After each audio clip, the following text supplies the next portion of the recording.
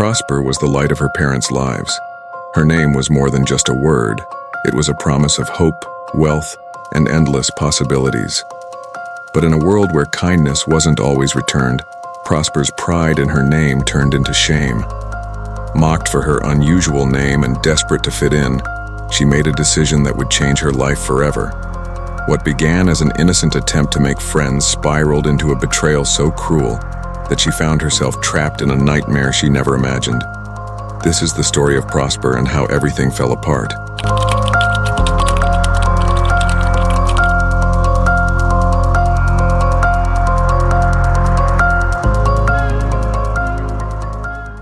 Prosper was the only child of her parents. She grew up surrounded by love, her parents doting on her every move. Her name, Prosper, was a source of pride for her family. "Your name brought us blessings," her father would say, his face lighting up with joy. "Before you came, we struggled, but after your birth, doors opened for us. You are our prosperity." As a child, she loved hearing the story of how her name brought fortune to her family. She wore the name like a badge of honor, a constant reminder of her family's love and the faith they placed in her. At school, Prosper excelled. She was serious, disciplined, and one of the best students in her class. She loved God and believed in doing what was right. Her teachers admired her, and her peers respected her diligence. Everything seemed perfect, until her final year in secondary school when she met the other side of life she never expected.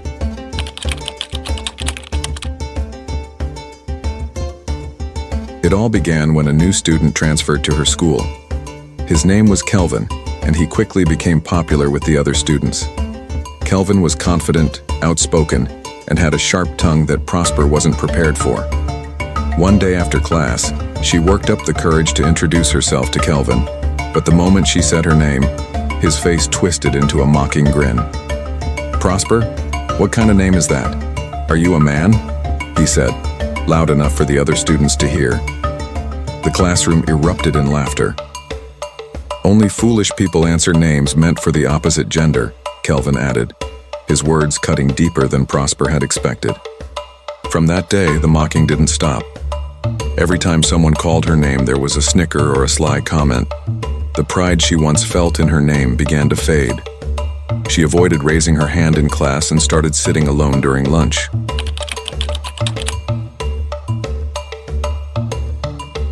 Despite her isolation, Prosper longed for friendship.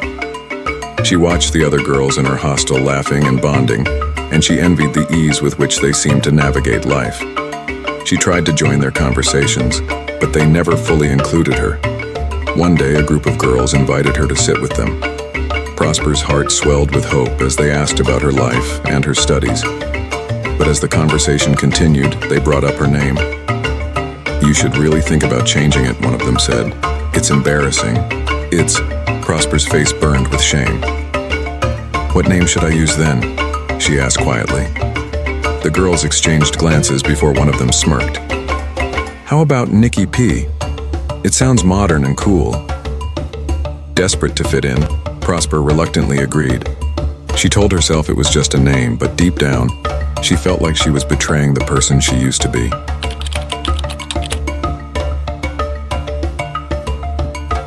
A few weeks later, the girls invited Prosper to a birthday party in town. "It'll be fun," one of them said, nudging her playfully. But Prosper hesitated.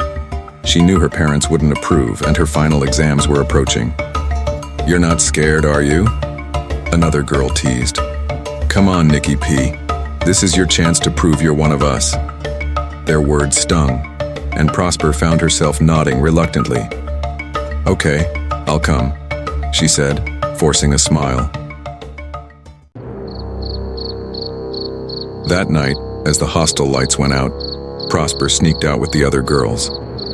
Her heart pounded as they made their way to the party, a mix of excitement and fear coursing through her veins.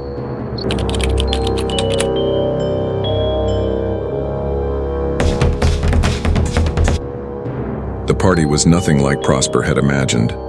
Loud music filled the air, and the smell of alcohol was overpowering. Prosper felt out of place but didn't want to disappoint her new friends. She stayed close to them, hoping the discomfort would fade. "You need to loosen up," one of the girls said, handing her a cup of drink. Prosper hesitated, but the others laughed. What's the point of coming if you're going to act like a saint? Reluctantly, she took a sip, then another, until the world around her became a blur. She barely noticed when a man approached her, asking her name. Nikki P., she slurred, her words barely audible. The man smiled, taking her hand.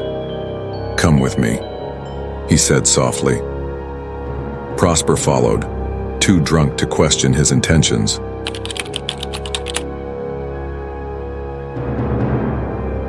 When Prosper woke up, her head was pounding, and the world around her was unfamiliar.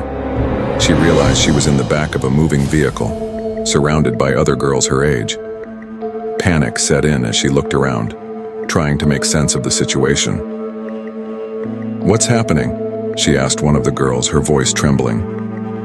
We're being taken to another town, the girl replied, her face pale. They paid for us to become surrogate mothers. Prosper's heart sank. No, this can't be happening, she whispered, tears streaming down her face. There must be a mistake. But deep down, she knew the truth. Her so-called friends had set her up, using her innocence and naivety to their advantage.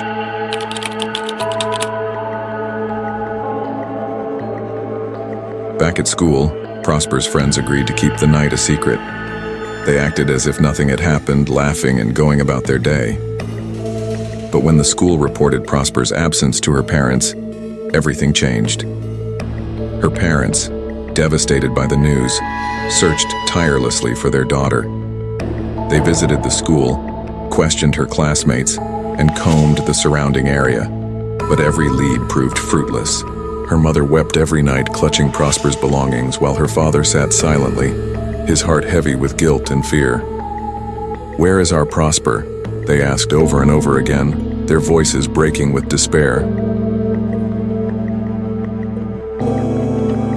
As the vehicle carrying Prosper continued its journey, she clutched the edge of her seat, her mind racing. She had to find a way out, but the odds were stacked against her. Meanwhile, her parents refused to give up hope, vowing to find their daughter no matter how long it took. Will Prosper escape her captors and return home? Or will she be lost forever in the hands of those who betrayed her?